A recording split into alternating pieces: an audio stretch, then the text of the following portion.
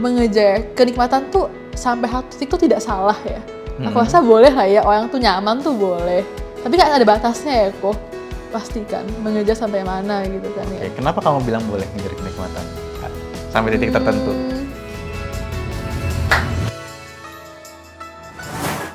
Halo kok. Halo, gimana Bi kabarnya? Baik, lagi sibuk biasa kuliah. Sibuk, biasa banget ya? Iya, persiapan Natal gitu. Kalau dari bulan sekarang udah siapin gitu.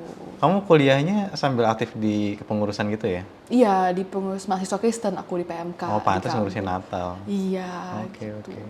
Aku hari ini mau nanya sih kok gitu. Jadi belakangan ini aku tuh sering mikir gitu kan.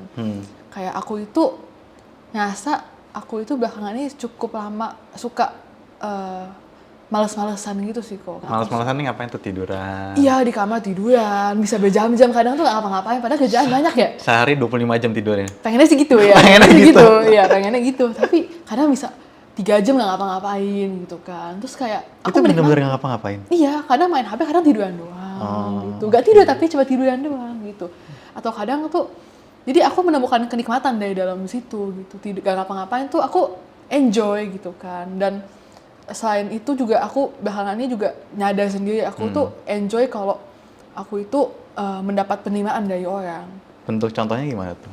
Contohnya tuh kalau aku gak suka konflik ya pertama ya, dasarnya dari situ. Jadi aku tuh seneng kalau orang tuh kayak, iya aku ngerasa dimengerti oleh Abi gini-gini. Oke, kayak dapat validasi. Iya, Abi tuh understanding orangnya. Aku nggak ada kayak seneng gitu loh, kayak aku diterima dengan baik gitu. Aku udah oke gitu kan. Oke. Dan aku tuh enjoy sekali kayak gitu kan. Terus aku jadi mikir kayak, boleh nggak sih kayak gini sebenarnya kayak secara aktif terus mencari enjoyment tersebut gitu kemana-mana, kayak secara aktif mencari gitu loh. Kayak contoh nih, aku bikin jadwal nih harian. Aku sengaja tuh, ini kita kosong di sini nih, bisa nih tidur di sini. Makanya ini jadwal yang nggak boleh gue diganggu. Iya, aku di sini, aku 3 jam nih, ini santai gitu kan. Atau sengaja nih, kayak cari tahu gimana cara ya biar aku bisa disukain orang, gimana cara orang bisa menerima aku sebagai bagian dari mereka gitu.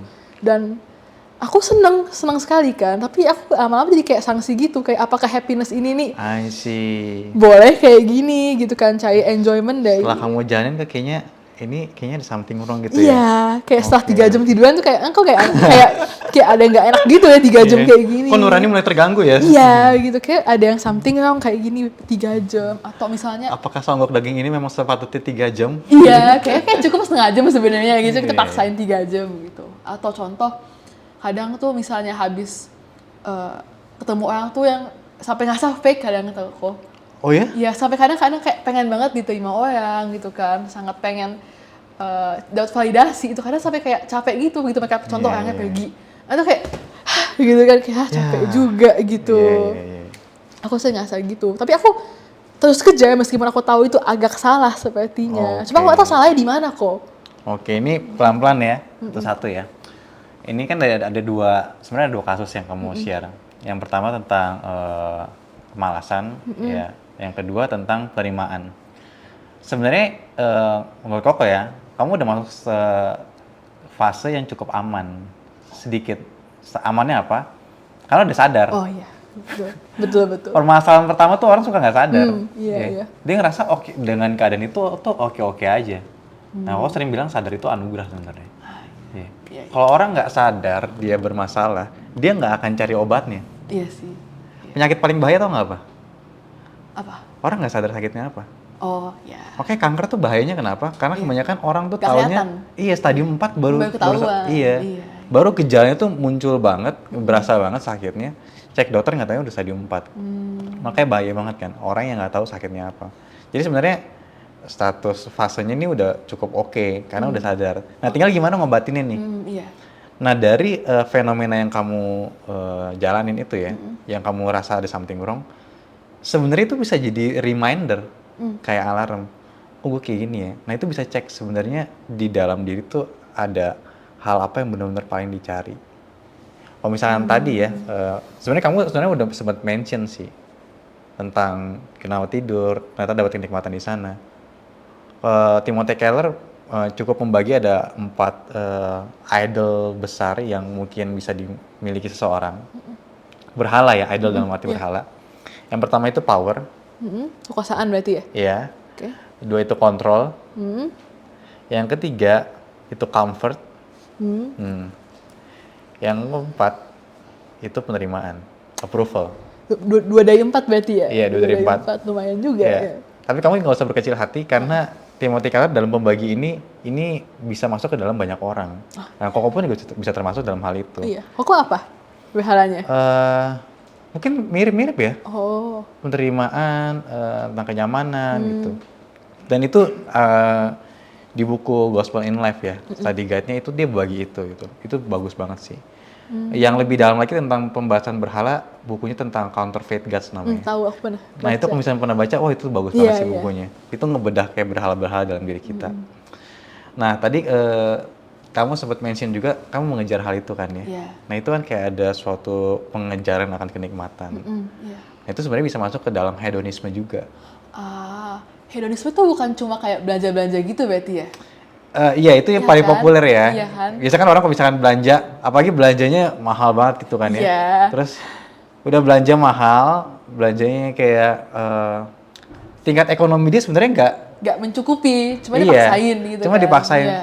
Ini orang hedon banget ya. Nah jadi aku tuh kenal istilah hedon tuh kayak gitu kalau disangkut pautin ke belanja, bukannya ke yang tadi. Itu bisa ya kalau berarti masuk hedonisme ya? Iya, kalau misalnya kita masuk ke dalam definisi hedonisme pada awalnya ya, kalau yang sekarang paling populer kan hedon kita identikan dengan banyak belanja, dengan gaya hidup yang mewah segala macam ya. Iya. Tapi pada dasarnya adalah hedonisme itu adalah pengejaran akan kenikmatan, tetapi nggak berhenti di sana. Ada 2 aspek, pengejaran kenikmatan, yang kedua adalah penghindaran terhadap rasa sakit, avoidance of pain. Kayak aku juga gitu deh kayaknya. Iya. Iya. Nah itu masuk ke dalam yang kedua tadi kan ya. Iya. Karena kita nggak mau ngerasain stres, tuntutan, akhirnya ya pengen banget ngerasain comfort, ngerasain kenyamanan. Merasa sangat sakit kalau misalnya orang nolak kita. Iya, betul. Nah akhirnya ya kita mencoba semaksimal mungkin bagaimana orang tuh bisa terima kita itu kan. Nah pengejaran ini bisa masuk ke dalam hedonisme. Ya, yang pertama tuh, yang paling populer sih dipopulerkan pertama kali itu sama Epicurus ya. Tapi sebetulnya ada filsuf lagi sebelum dia, yang pertama kali menyebutkan ya. Namanya itu, bentar ya, aku cek dulu ya. Namanya adalah Aristippus dari Kyrene. Oh. Aristippus. Nah, Yunani berarti ya? Iya, Aristippus ini muridnya Socrates. Oh, murid langsung? Iya, muridnya Socrates. Setelah itu dia yang pertama kali mencetuskan tentang hedonisme, pengejaran akan kenikmatan. Setelah itu baru nanti paling populernya di Epicurus. Ya, karena Epicurus ini yang lebih populer kan ya. Iya, aku lebih familiar sama Epicurus. Iya kan. Bahkan di Alkitab pun juga Paulus ketemu sama orang Epikurian di Athena. Nah, jadi populer karena Epikurian ini. Nah, dia mencetuskan tentang mempopulerkan tentang pengertian hedonisme. Menariknya, hedonisme dia tuh kalau misalkan kita sangkut pautkan dengan pengertian yang populer sekarang, itu jauh beda. Oh. Dia malah orangnya asketis. Asketis tuh yang ini ya, yang menjauhi. Nah, iya, exactly. Iya, nggak mau ini hidup nggak mau duniawi gitu ya. Iya. Karena dia bagi 2 hedonismenya. Ada yang short term. Ada yang long term. Ada yang long term. Ada yang short term hedonisme, ada yang enduring hedonisme. Jadi kalau misalkan orang bisa kan menggambarkan orang hedon itu kan benar-benar impulsif, terus gaya hidupnya mewah segala macam. Itu yang short term, yang dia cari kenikmatan yang cepat secara langsung. Tapi ada juga orang yang mau kenikmatan yang long term. Misalkan dia nggak mau hidup mewah-mewah, nggak mau menghamburkan uang. Biar aman gitu ya? Iya, biar dia nabung. Oh. Biar dapat kenikmatan yang lebih long lasting. Itu masuk hedonisme berarti ya? Bahkan hemat sekalipun ya berarti. Karena dia tetap pada ujungnya adalah mengejar kenikmatan dan nah Patrick Newlands itu ada satu buku tentang etika ya. Dia bilang gini, kebanyakan orang yang tadinya short term hedonisme setelah tahu pilihan-pilihan dia itu akhirnya mengakibatkan rasa sakit, yang menghamburkan uang, akhirnya dia jadi rusak mentalnya segala macam. Malah pindah ya kalau untuk dia jadi pindah. Jadi orang belajar, gue nggak boleh kayak gini nih. Tapi tetap sebenarnya intensi sama ya, tujuannya sama gitu ya. Mungkin sekarang daripada mengejar kenikmatan, dia lebih nggak mau kena rasa sakit nih. Tetapi pada prinsipnya tetap hedonisme. Jadi sebenarnya aku rasa ya, kalau aku pribadi, mengejar kenikmatan tuh sampai satu titik tuh tidak salah ya. Aku rasa boleh lah ya, orang tuh nyaman tuh boleh. Tapi kan ada batasnya ya kok, pasti kan mengejar sampai mana gitu kan ya. Kenapa kamu bilang boleh ngejar kenikmatan sampai titik tertentu? Karena aku rasa kayak hal-hal kayak tidur siang itu kan tidak salah kan, tidur siang atau contoh belanja sedikit itu kan nggak salah. Sesuai kebutuhan. Iya gitu kan. Bukan keinginan gitu ya. Iya sih ya. Lebih ke kebutuhan berarti ya. Sebenarnya boleh nggak kita cari kenikmatan? Kalau menurut aku boleh, tapi sedikit aja gitu. Kan harus menyangkal diri pikul salib. Iya sih ya. Gimana dong? Iya ya. Pikul salib ya. Nyangkal diri, pikul salib, ngikut Tuhan. Itu kan karakteristik dari Tuhan kan ya. Tuhan. Tapi masa nggak boleh kok, sedikit aja gitu. Boleh. Boleh. Tapi saya mana batasannya kok? Kalau boleh tahu. Pertama aku bagiin kerangka berpikirnya dulu ya. Oke. Di dalam bagian awal penciptaan, Tuhan tuh nggak melihat segala sesuatunya itu baik. Oke. Uang tuh baik gak? Baik. Uang tuh pada dasarnya baik loh. Iya. Sekarang kalau misalkan kok mau beli Alkitab nih, ya. Terus kok ke toko buku, misalkan ke toko buku Momentum. Terus ketika tahu harganya misalkan 100.000, ya. Terus ketika mau bayar, ketika mau dapetin Alkitabnya, mesti bawa dulu burung merpati atau mesti bawa domba, kan repot ya. Iya. Mendingan ada alat tukar yang lebih kecil. Iya, yang kita udah sepakat nominalnya berapa. Iya. Jadi gampang transaksinya gitu kan. Jadi itu sebenarnya uang tuh baik. Iya, betul. Tetapi bisa dipelintir jadi salah. Nah sekarang kita misalkan deh tadi ya, tidur siang, games, belanja, menikmati ciptaan Tuhan, itu baik. Tetapi arahnya bisa dipelintir. Jadi tadi sebenarnya kata kamu tuh benar. Ada levelnya, ada batasannya. Jadi boleh dinikmati dan sangat boleh ya. Kita bukan jadi orang Kristen yang nggak boleh nikmatin ciptaan sama sekali. Justru Tuhan memberikan ciptaan ini juga untuk manusia, untuk kita nikmatin. Karena itu juga berkat daripada Tuhan. Tapi ada batasnya. Ya berarti ada, jangan sampai itu di pusat hidup kita berarti. Iya. Oke. Jadi kejar kenikmatan boleh apa enggak? Jadi kok yang nanya ya. Boleh, tapi sampai satu titik tertentu. Iya. Ya jangan sampai itu di pusat hidup berarti kan kok. Iya. Jangan pusat hidup.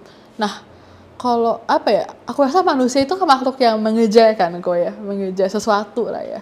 Nah, kadang tuh aku jadi kepikiran gitu kayak kalau bukan kenikmatan yang kita kejar itu, apakah ada hal yang bisa dikejar lebih baik gitu daripada kenikmatan duniawi gitu kok? Ada dong. Balik lagi ke prinsip utama kenapa manusia ada ya.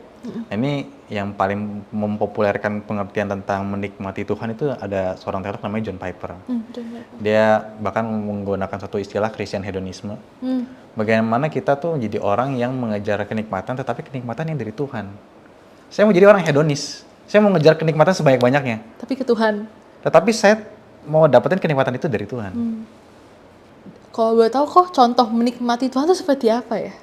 Nah, menariknya John Piper yang paling menerobos dari pemikiran dia adalah dari Westminster Shorter Catechism. Yang pertanyaan pertama itu dikatakan tujuan utama hidup manusia adalah untuk memuliakan Allah dan menikmati Allah. Ya. John Piper menggunakan satu kata ganti dannya dengan. Oh, jadi memuliakan Tuhan dengan menikmatinya. Iya, begitu juga sebaliknya. Menikmati Tuhan dan memuliakannya. Oh, iya. Jadi bisa koreksi aku ya kalau aku salah ya. Berarti bisa menikmati Tuhan melalui contoh kita pelayanan, gitu, menjalin relasi sama Tuhan. Gitu ya. Itu masuk memuliakan Tuhan juga berarti ya. Iya. Sekarang kamu kuliah ambil jurusan apa? Aku sastra Indonesia, bahasa Indonesia. Kira-kira nanti kamu lulus kerjanya apa? Bikin iklan. Bikin iklan. Iya, aku. Oke. Dalam kamu bikin iklan itu, kamu kan masuk di dalam satu pekerjaan ya. Dan dalam pekerjaan itu kamu bisa bantu orang. Iya, betul. Ada perusahaan butuh ngiklanin, dia punya produk yang bagus, masyarakat butuh. Kalau masyarakat nggak tahu nggak bisa beli. Iya, betul. Perlu ada yang iklanin. Iya. Semakin mengiklankan dengan bagus, makin produknya kebeli. Yang produsen makin bertumbuh, yang masyarakat yang butuh juga makin tahu dapat ya. Iya. Dalam melakukan itu kamu kalau mengerjakan dengan baik, kamu buat membantu orang lain, ya, baik dari sisi produsen dan dari sisi konsumen. Dan akhirnya itu juga bagian dari memuliakan Tuhan karena kamu bantu orang lain. Iya, iya. Iya. Jadi memuliakan Tuhan tuh nggak cuma di hal-hal yang berbau secara luas tuh rohani kayak di gereja, tapi juga di kehidupan kita sehari-hari berarti ya. Itulah indahnya kekristenan ya. Iya. Jadi sambil kita ngerjain hal itu, kita tahu ternyata apa yang saya lakuin ini dalam rangkaian besar suatu sistem yang Tuhan sedang memelihara manusia, dan saya masuk dalam bagiannya. Dan saya sambil ngerjain itu sambil Tuhan seneng, karena saya sedang ngerjain apa yang Tuhan mau. Tuhan mau pelihara orang lewat ciptaannya, dan saya bisa berbagian di sana. Ya, jadi melayani Tuhan tuh ya nggak cuma lewat bisa di gereja doang, tapi bisa lewat banyak hal lah istilahnya. Hal-hal kecil yang mungkin kita nggak anggap selama ini, itu juga masuk dari memuliakan Tuhan. Ya. Iya, iya. Nah, bahayanya adalah kalau misalnya kita nggak masuk di dalam prinsip memuliakan Tuhan dan menikmati Tuhan, orang yang hedonis nggak akan bisa menjalankan pekerjaan Tuhan. Hedonis yang salah ya. Karena hedonis yang salah akan berpusat pada diri. Oh, jadi konsep pelayanannya contoh pasti beda gitu ya? Iya. Pasti beda. Karena yang tadi ya, pengejaran kenikmatan dan peniadaan rasa sakit. Kalau di dalam dia melayani, dia akan menghadapi penolakan daripada orang yang dilayani. Oh, dia nggak mau berarti ya? Nggak mau dong. Dia nggak mau ya? Aduh, males mesti ya. penginjilan. Terus nanti gue pas penginjilan, gue akan ditolak sama orang nih, kemungkinan besar nih. Terus kok boro-boro ditolak sama orang, teman-teman gue juga ngeliat nih orang apa sih sok suci gitu ya. Oh iya, berarti ya pasti efek ya ke konsep pelayanan. Berarti ya. Itu efek banget. Wah, jadi ini ya berarti ya, apa tadi Christian hedonism sangat berpengaruh berarti ya ke semuanya berarti ya. Iya. Jadi perspektifnya kita perlu ubah sih. Bukan orang Kristen itu nggak boleh nikmatin kenikmatan. Boleh, Tuhan sendiri memberikan ciptaannya untuk dinikmati. Itu yang pertama. Yang kedua, pengejaran sumber utama kenikmatan itu kita dapat dari mana? Dari Tuhan atau dari ciptaan? Iya. Oke, jadi aku coba angkum ya kok. Jadi kita boleh, tapi asalkan kita tahu sumber yang benar dari mana, gitu kan. Dan setelah tahu sumber dari mana, kita melakukannya itu melalui pelayanan, pekerjaan sehari-hari. Itu termasuk semua dalam pelayanan untuk memuliakan dan menikmati Tuhan. Berarti. Betul. Oke deh. Makasih banyak ya kok. Kejawab banget kok pertanyaannya. Makasih banyak ya kok. Yo, sama-sama.